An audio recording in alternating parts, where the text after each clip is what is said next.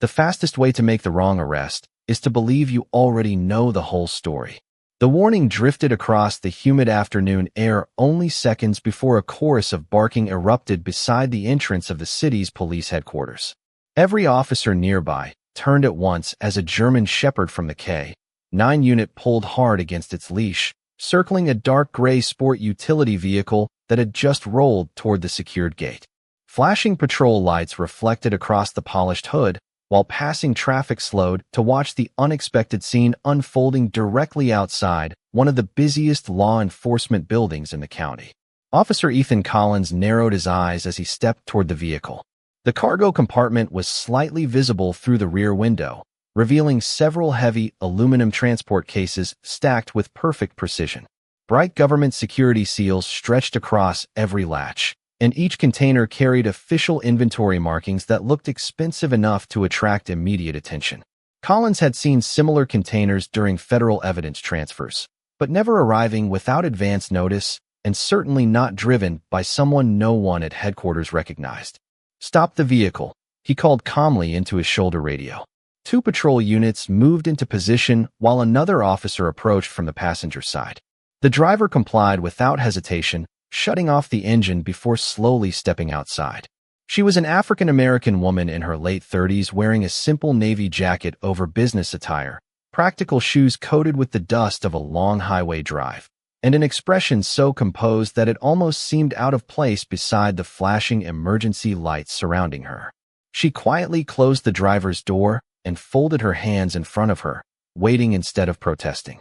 Collins studied her for a long moment. Nothing about her appearance matched the expensive government containers filling the back of the vehicle. His instincts immediately began connecting details that, in his mind, formed a convincing picture. Unfamiliar driver. Restricted transport cases. No scheduled delivery. Too calm. Under pressure. Behind him, another officer peered through the rear window. "Those cases are loaded from floor to ceiling," he said. "What do you think is inside?" Collins never looked away from the woman. "We are about to find out." The K-9 handler struggled to calm the restless dog, which continued sniffing around the rear bumper before sitting beside the cargo door in an alert posture. Several officers exchanged uneasy glances. One quietly muttered that the animal almost never reacted like this without a reason. Curious employees gathered behind the headquarters lobby windows, while pedestrians slowed their pace along the sidewalk, sensing that something unusual was happening. The woman finally spoke, her voice steady and respectful. "Officer, may I ask why I have been stopped?"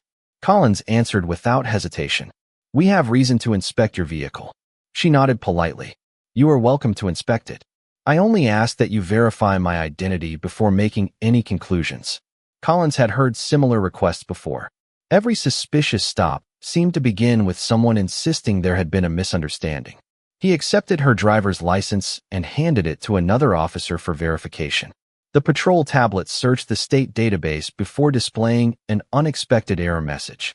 "System is not confirming anything," the officer reported. Collins frowned. "Run it again." The same error appeared. The woman remained completely still.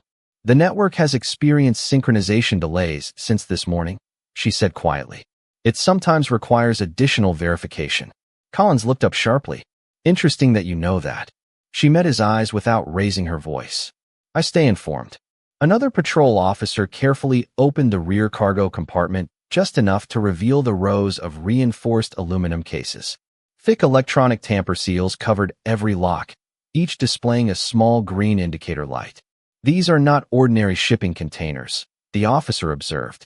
Collins stepped closer and examined the markings. They looked authentic, but sophisticated smugglers had copied official packaging before. The thought only strengthened his suspicion. "Ma'am," he said firmly, "what exactly are you transporting?" "Confidential materials," she answered. "To this building." Several officers exchanged skeptical smiles. One quietly whispered, "Convenient answer." Another chuckled under his breath. The woman ignored both reactions. Instead, she glanced briefly toward the tall glass entrance of headquarters, where employees continued decorating the executive conference room for the arrival of the department's new captain later that afternoon.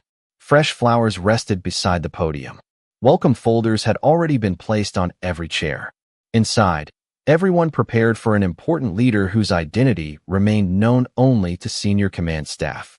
Outside, no one realized that the person they were waiting to welcome had already arrived. Collins motioned toward the cargo compartment. Secure the vehicle. Nobody opens anything until we complete our investigation. The woman slowly extended her wrists before anyone even requested them, her calmness making the moment strangely uncomfortable. Officer, she said softly, I will cooperate with every lawful instruction. But please remember one thing. Collins paused. What is that? She held his gaze with remarkable composure as the afternoon sun reflected across the aluminum cases behind her. Sometimes the most dangerous thing you can transport is the truth. Ava Brooks slowly lowered her hands after extending them, allowing Officer Ethan Collins to secure temporary restraints without the slightest sign of resistance. The polished metal reflected the afternoon sun for only a brief moment before disappearing beneath the sleeve of her navy jacket. She neither argued nor raised her voice.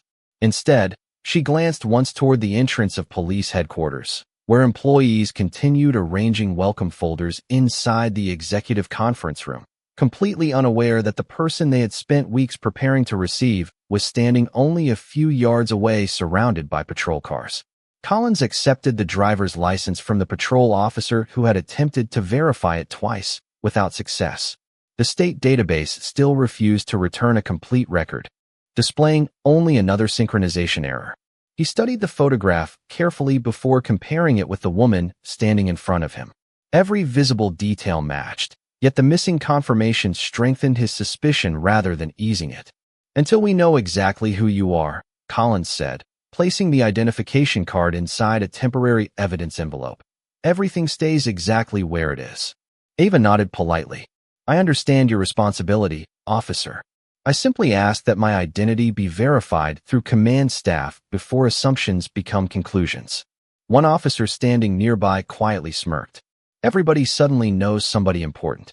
Another replied with a soft laugh. Or thinks they do. Ava heard every word but offered no response. She had encountered similar reactions before, not only because she carried confidential assignments, but because years of public service had taught her that appearances often spoke louder than credentials in the minds of strangers. Her calmness seemed to make several officers even more uncomfortable. Most people confronted during investigations became defensive. Some argued. Others pleaded. Ava simply observed. Her eyes moved carefully across the parking lot, noticing the location of security cameras, emergency exits, patrol vehicles, and the arrangement of officers around the perimeter. Collins noticed her attention shifting from one detail to another. Looking for a way out? He asked. Ava answered without hesitation. No. Looking at procedures. Collins frowned slightly. What procedures? The ones that protect everyone equally when they are followed completely.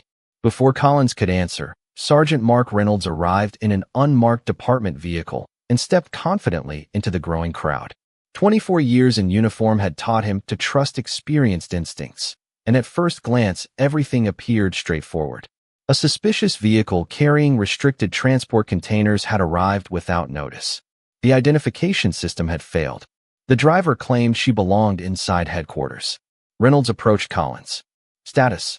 Collins pointed toward the cargo area. Multiple. Sealed government transport cases. Identification has not verified. Subject states she is expected inside the building. Reynolds looked directly at Ava. Expected by whom?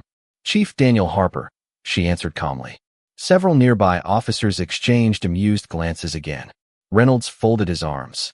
Convenient answer. Ava met his eyes respectfully. Accurate answer.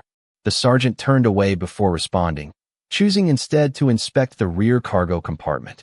Inside, 6 reinforced aluminum cases rested in perfect alignment, each protected by electronic tamper seals displaying solid green authorization lights.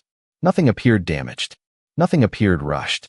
If anything, the entire shipment reflected remarkable organization. Reynolds motioned toward one of the younger officers. Document every seal before anything is touched. The officer reached for a digital scanner, but paused after reading the display attached to the first container. Sergeant, this security module records every access attempt automatically. Reynolds nodded. That is standard. Ava quietly spoke before anyone continued. Please ensure every scan is logged correctly. Those records cannot be changed later. Reynolds slowly turned toward her. You certainly know a lot about these containers. I know enough to prevent avoidable mistakes. The words lingered in the warm afternoon air. A brief silence settled across the parking lot before the steady hum of traffic returned in the distance. Inside headquarters, staff members continued carrying coffee trays, arranging flowers, and placing welcome name cards around the executive conference table.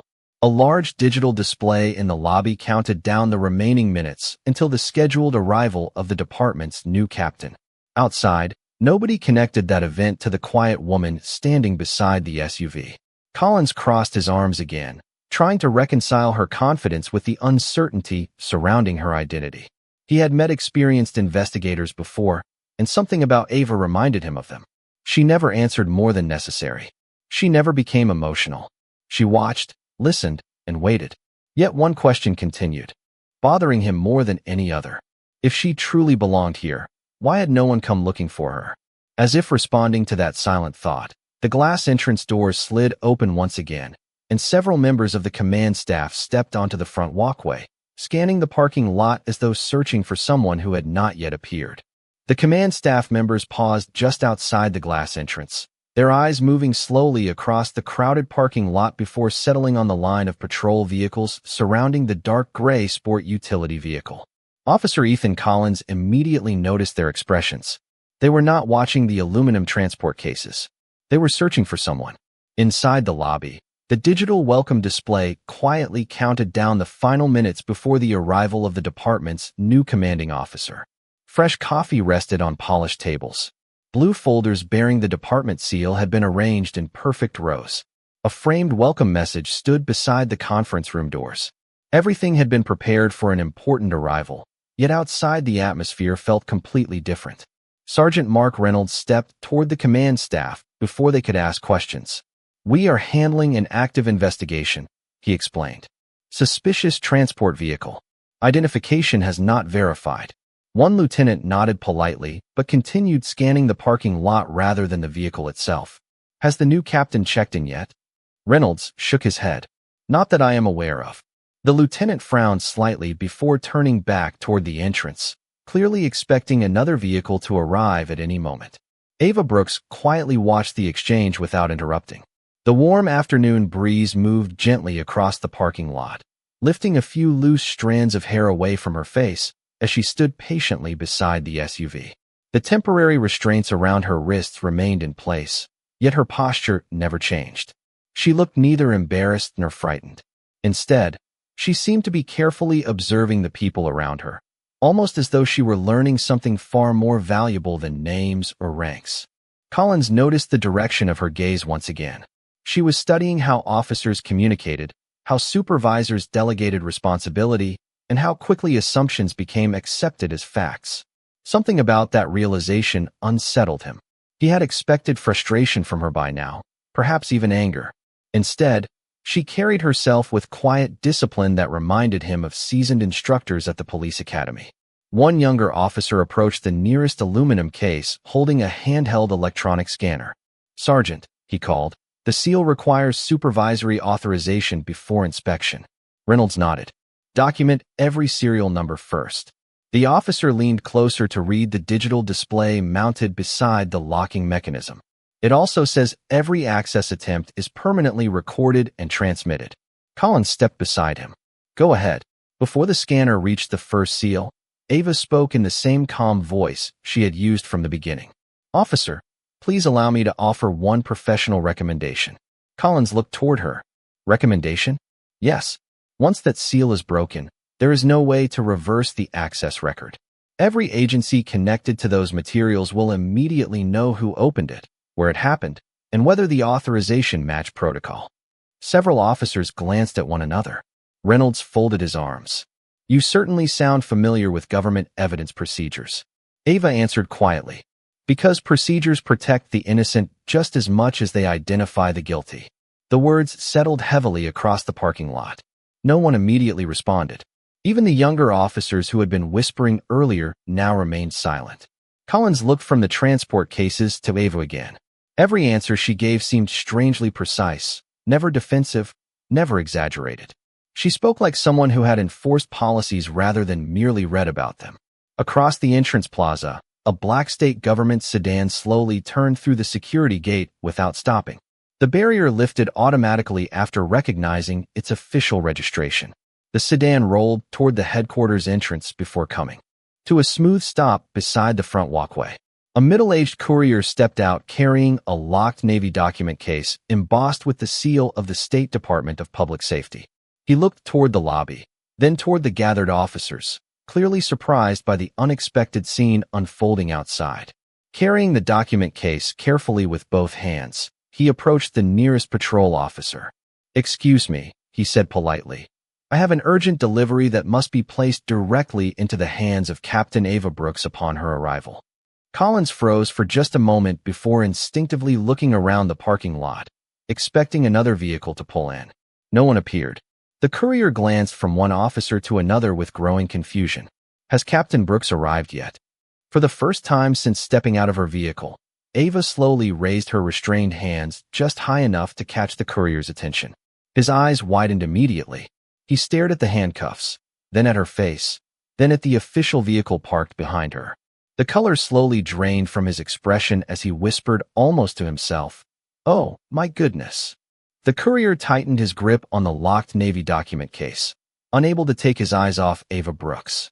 His expression shifted from confusion to disbelief in a matter of seconds.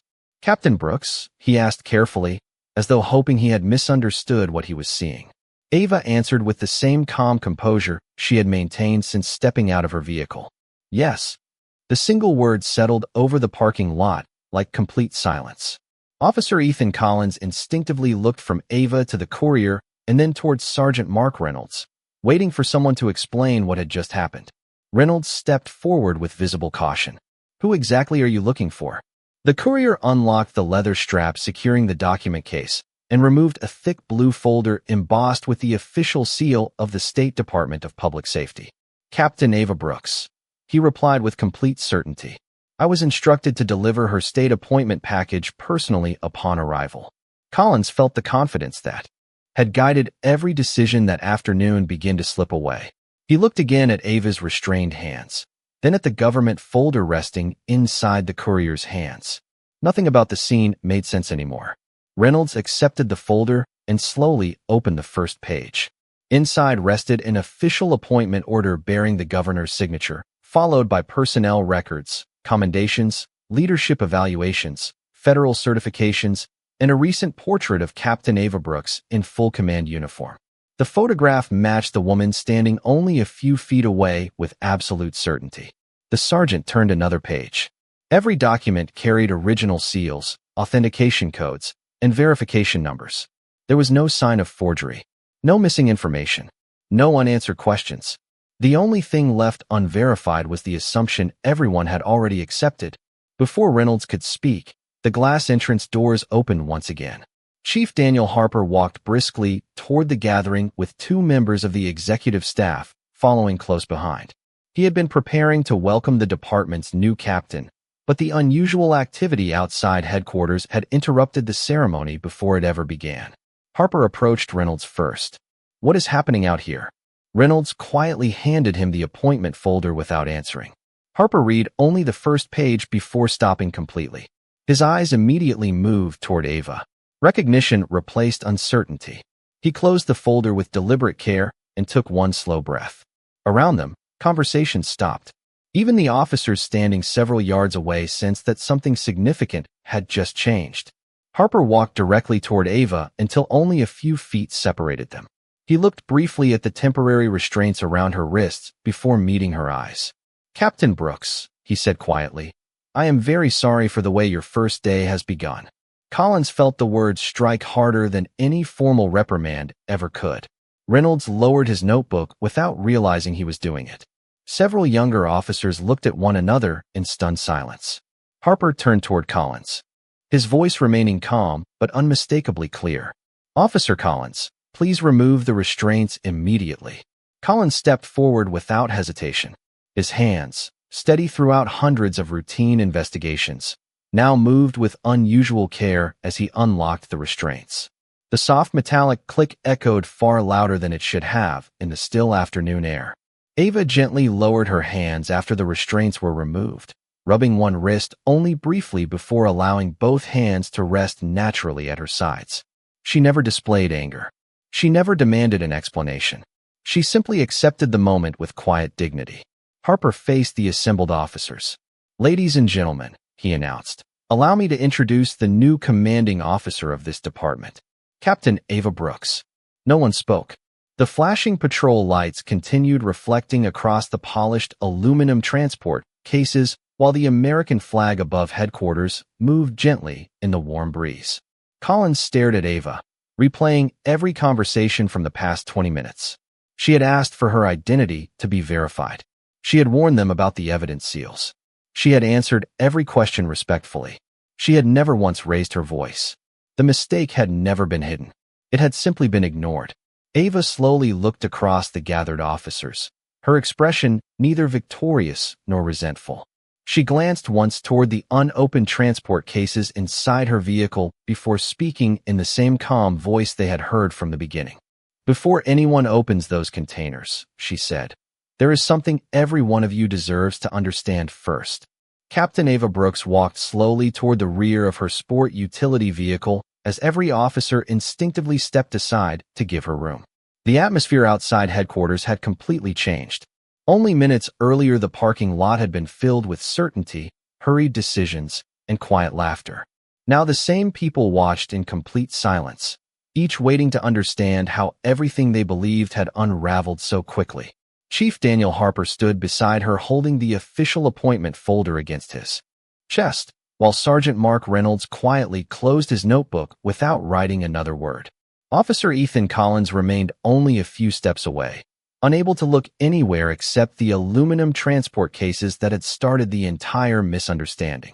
Ava paused beside the first container and gently rested her hand on the electronic security module. The small green indicator immediately recognized her authorization and emitted a soft confirmation tone. Several officers exchanged uneasy glances. The container had identified its assigned custodian without hesitation, accomplishing in a second what none of them had managed to do all afternoon. Ava entered a secure access code, then placed her thumb against the biometric reader. Another quiet tone sounded before the reinforced lock released with a smooth mechanical click. She slowly lifted the lid. Inside, there were no illegal shipments, hidden compartments, or suspicious packages. Instead, perfectly organized evidence binders rested beside encrypted digital storage drives, forensic audit reports, internal compliance records, and sealed investigative files marked with the insignias of multiple state oversight agencies. Every document had been cataloged with extraordinary precision. Every storage device carried official chain of custody labels. Collins stared into the container without saying a word. The image before him dismantled every conclusion he had reached earlier that afternoon. Harper accepted one of the binders from Ava and carefully opened the cover. The first page contained authorization signatures from the governor's office, the State Department of Public Safety, and the Office of Professional Standards. Additional pages outlined an extensive statewide integrity review involving several law enforcement agencies. Harper slowly closed the binder, his expression becoming more thoughtful than surprised. "This investigation has already been active for months," he said quietly. Ava nodded. "Yes, these materials represent the first phase being transferred into this department." Reynolds looked from the evidence back to Ava. "Then today was never simply about transporting documents." Ava answered with complete honesty. "No, Sergeant. Today was supposed to begin with trust." Those words settled across the parking lot with remarkable weight. Nobody interrupted. Even the passing traffic beyond the headquarters entrance seemed unusually distant. Collins finally found his voice. "Captain," he said quietly, "if you knew who you were the entire time, why did you never tell us everything?" Ava turned toward him with calm eyes that showed neither resentment nor satisfaction. "Because introducing myself would have answered only one question," she replied. "Watching how this department treated someone they believed had no authority answered many more." Collins lowered his eyes. The realization struck him harder than the removal of the restraints ever had. She had not remained silent to prove a point. She had remained silent to understand the culture of the department She had been chosen to lead. Harper looked across the assembled officers before returning his attention to Ava. What did you learn? Ava looked slowly from one face to another. I learned that this department values procedure. That is important. But I also learned that procedure loses its purpose when assumptions replace verification. She glanced briefly toward the evidence container before continuing. I requested that my identity be confirmed several times. Instead, my appearance, my vehicle, and the situation became the evidence. No one attempted to disagree because everyone knew she was right. Collins remembered every decision from the beginning of the stop. None of them had been driven by facts alone. Too many had been shaped by what seemed most likely at first glance. Ava gently closed the container and secured the electronic lock once again. The green indicator illuminated quietly as the seal reactivated. She faced the department with the same steady composure she had displayed since arriving. There was no anger in her voice, no accusation, only quiet conviction. Every person who comes through these gates deserves the same opportunity one asked for today, she said, to be verified before they are judged. The afternoon sun reflected across the headquarters windows, casting long lines of warm light. Across the pavement, no one applauded. No one spoke. In that profound silence, every officer understood that the most important evidence transferred into the department that day was not stored inside the aluminum containers. It was the lesson standing calmly in front of them. For several long moments, no one moved. The parking lot that had echoed with radios, hurried footsteps, and confident commands only minutes earlier now rested beneath an almost unbelievable silence. The warm afternoon breeze carried the soft rustle of the American flag above headquarters, while sunlight reflected across the glass entrance and stretched long golden shadows over the pavement. Captain Ava Brooks quietly closed the reinforced aluminum container, allowing the electronic lock to seal itself once again with a gentle confirmation tone. The sound was small, almost insignificant, yet it seemed to mark the end of one chapter and the beginning of another. Chief Daniel Harper remained beside her without speaking. During 3 decades in law enforcement, he had learned that the most important leadership moments rarely arrived during ceremonies. They appeared unexpectedly, revealing character rather than rank. He looked across the faces of his officers. Some stared at the ground. Others continued looking at Ava with expressions that mixed embarrassment, admiration, and quiet reflection. Officer Ethan Collins remained exactly where he had been standing since the container was opened. The certainty that had filled him earlier that afternoon had disappeared completely. He replayed every conversation in his mind. She had answered every question respectfully. She had repeatedly asked for her identity to be verified. She had warned them about breaking the evidence seals. She had cooperated without hesitation. Yet somewhere between suspicion and procedure, he had stopped listening. Collins slowly removed his patrol cap and held it respectfully against his side. It was a small gesture that no one had asked him to make, but somehow it felt appropriate. Sergeant Mark Reynolds quietly closed his notebook and slipped the pen into his uniform pocket. The pages inside contained accurate notes, correct times, and proper documentation, yet they failed to capture the most important detail of the afternoon. Procedure had been followed, but perception had quietly taken control before verification ever had the opportunity to catch up. Reynolds understood that truth with uncomfortable clarity. Around them, younger officers shifted awkwardly, uncertain whether they should remain where they stood or quietly return to their duties. None of them wanted to interrupt the silence because it no longer felt empty. It felt meaningful. Through the tall glass windows of headquarters, employees who had gathered to watch the unexpected scene slowly stepped away from the entrance, returning to offices and hallways while continuing to glance outside. Word had already begun spreading throughout the building. The department's new captain had arrived, not through applause or a formal ceremony, but through an unexpected lesson that no training manual could have recreated. Ava looked toward the headquarters entrance where the welcome display still glowed softly inside the lobby. Fresh flowers remained beside the podium that no one had used. Name cards still rested neatly around the conference table, waiting for introductions that would never happen as planned. She smiled gently, not because the situation amused her, but because she understood something important.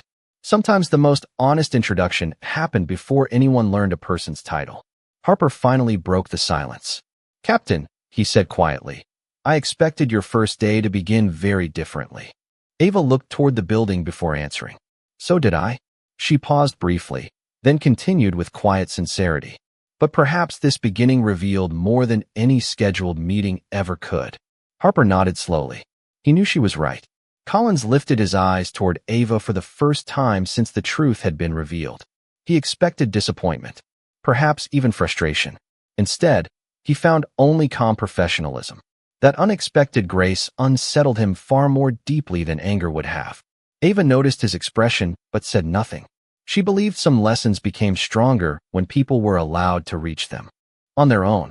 The afternoon sunlight continued warming the pavement as a gentle breeze moved across the rows of parked patrol vehicles. Somewhere in the distance, a church bell quietly marked the passing hour. Life around headquarters slowly resumed its ordinary rhythm, yet nothing truly felt ordinary anymore. Every officer standing there understood that the next person who approached those gates would be seen differently because of what had happened that afternoon. Ava took one slow breath, straightened the sleeve of her navy jacket where the temporary restraints had rested only a short time earlier, then turned toward the headquarters entrance. Without ceremony, without resentment, and without another word, she began walking toward the building she had come to lead, while behind her an entire department remained standing in thoughtful silence. Each person realizing that the strongest authority they had witnessed that day had never come from a badge, a title, or a command, but from quiet dignity shown in the face of unfair judgment. Captain Ava Brooks stopped just inside the entrance of headquarters before anyone could escort her toward the executive conference room. The polished marble floor reflected the warm afternoon light pouring through the glass walls, and dozens of employees quietly stood along the lobby, waiting for instructions that had suddenly become unnecessary. The carefully prepared welcome ceremony no longer felt important. Something far more meaningful had already taken place outside. Ava slowly turned back toward the parking lot and looked through the glass doors at the officers who remained standing beside the patrol vehicles. "Chief Harper," she said calmly, "before we continue, I would like everyone involved in today's stop to come inside." Harper nodded without hesitation. Within minutes, Officer Ethan Collins, Sergeant Mark Reynolds, and the other officers gathered quietly inside the lobby. No one knew what to expect. Collins carried his patrol cap in one hand while avoiding unnecessary eye contact. Reynolds stood with his hands folded behind his back, wearing the thoughtful expression of someone who had spent the past several minutes questioning his own judgment. Ava walked toward the large display monitor that had been prepared for her orientation presentation. Instead of opening the welcome materials, she connected a small, encrypted drive taken from one of the aluminum evidence containers. A secure video appeared on the screen. It was not surveillance footage. It was an official message recorded several days earlier by the director of the State Department of Public Safety. The director looked directly into the camera and spoke with calm authority. "Captain Brooks, if you are watching this, then you have officially arrived at your new department. As we discussed during your appointment, I have honored your request that your arrival remain confidential until you reached headquarters. No advance photographs were distributed.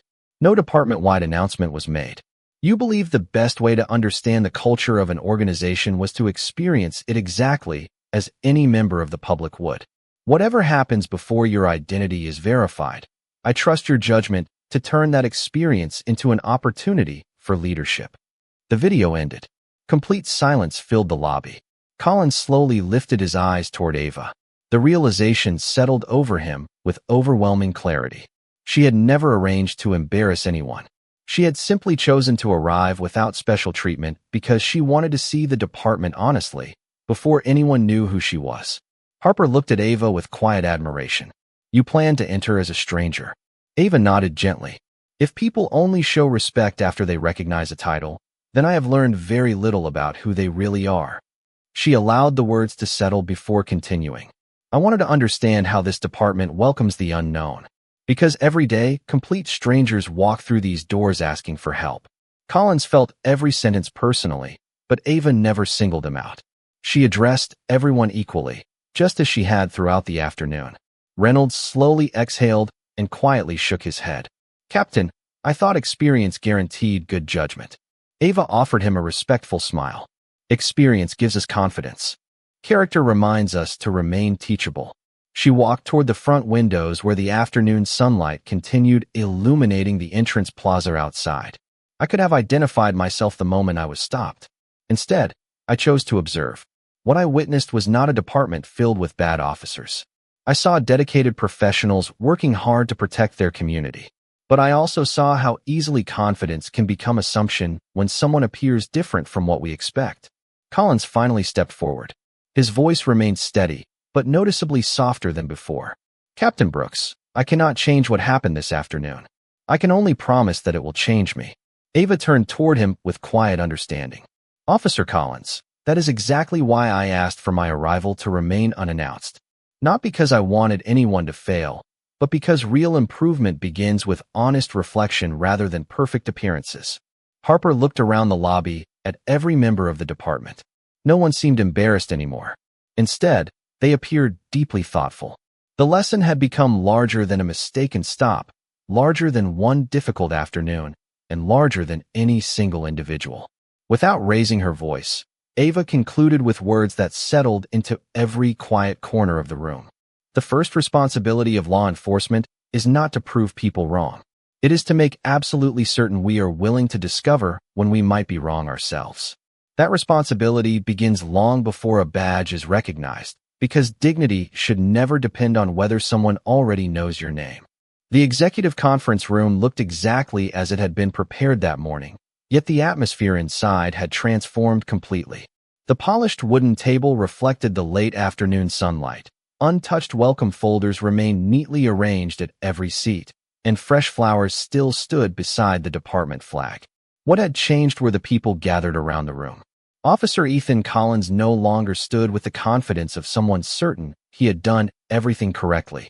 Sergeant Mark Reynolds no longer believed years of experience alone guaranteed sound judgment.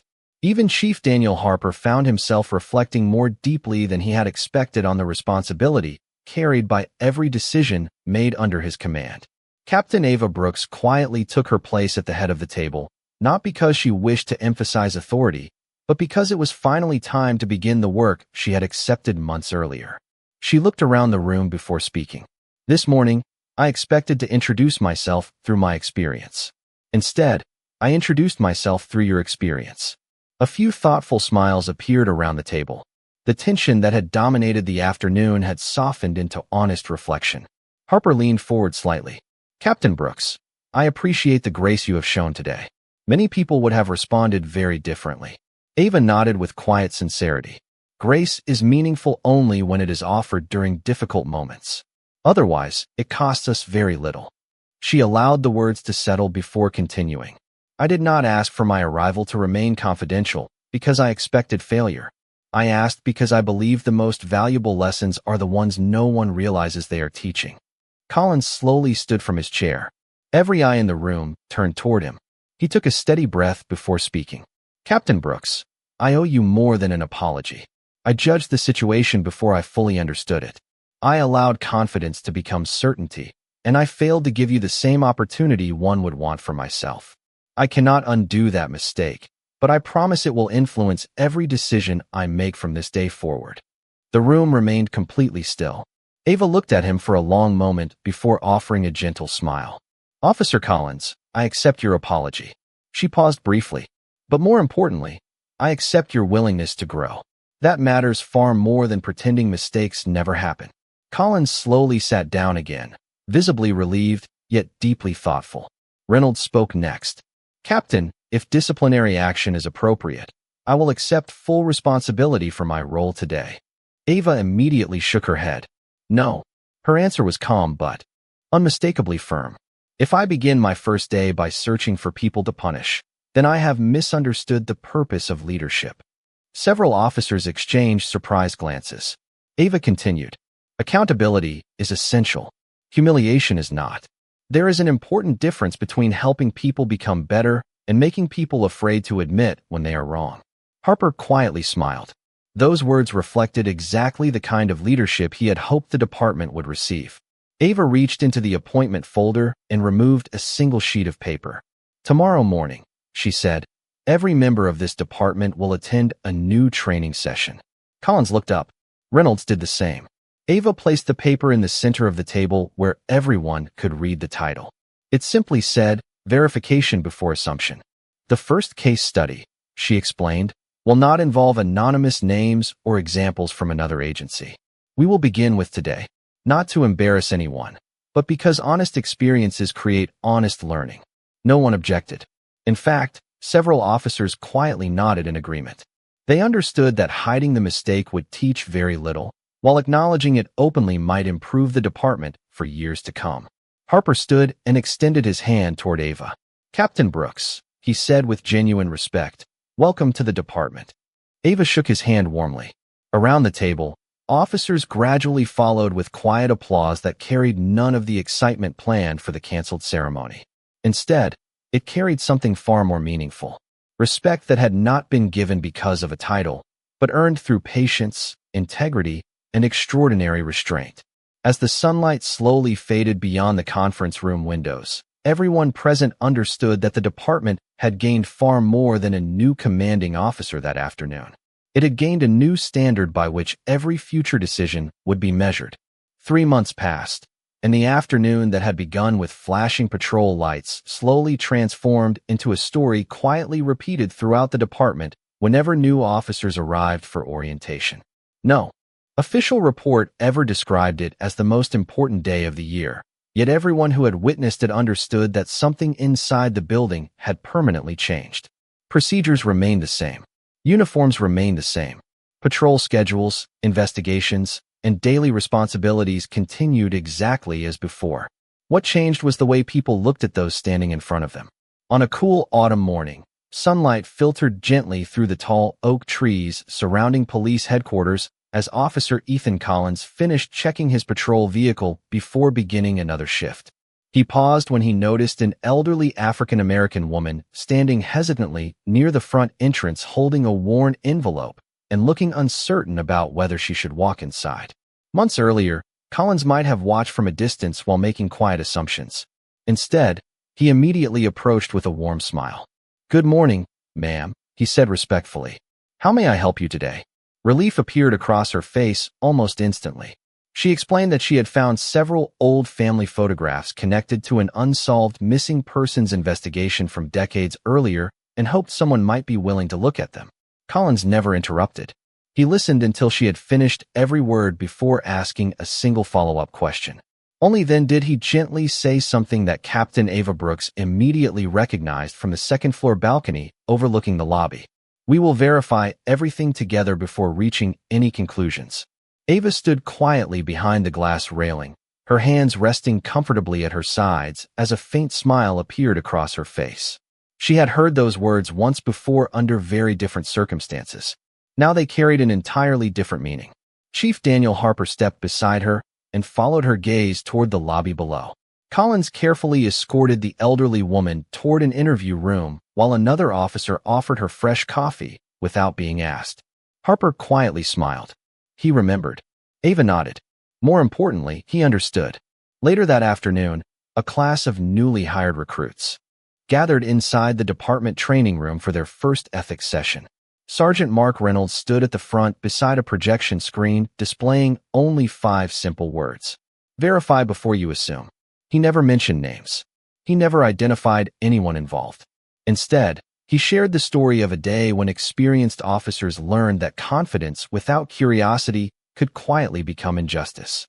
Every recruit listened carefully, writing notes not because they feared making mistakes, but because they hoped to become better officers than they had imagined only a few hours earlier. Captain Brooks observed the class from the back of the room. She never interrupted the lesson because it no longer belonged to her alone. It belonged to every person who chose to carry it forward. As evening approached, headquarters gradually became quiet. Patrol cars returned from their assignments one by one, while the final rays of sunlight reflected across the glass entrance where everything had first begun. Near the lobby stood a small wooden display created after the department's annual leadership conference. Inside rested no awards, no trophies, and no photographs of famous cases. Instead, a single polished evidence seal from one of the aluminum transport containers had been mounted beneath a brass plaque engraved with one sentence. Verify before you judge. Captain Brooks paused beside the display before gently touching the edge of the wooden frame. She did not remember the temporary restraints or the embarrassment of that first afternoon. She remembered something far more valuable. She remembered watching an entire department choose growth instead of pride. Behind her, Collins finished locking the front entrance after the last visitor had left for the evening. Before switching off the lobby lights, he looked once at the display and quietly smiled to himself. Outside, the American flag moved gently in the cool evening breeze while warm light continued shining through the headquarters windows into the gathering dusk. No speeches were given. No applause filled the building. There was only the quiet confidence that tomorrow another stranger would walk through those doors. And because of one unforgettable afternoon, they would first be welcomed with dignity, then heard with patience, and only afterward judged by facts rather than assumptions. In the peaceful reflection of the glass entrance, Captain Ava Brooks watched the last light of the day settle across the station she now proudly led, knowing that the strongest kind of justice often began not with an arrest, but with the simple choice to see another human being before seeing a reason to doubt them.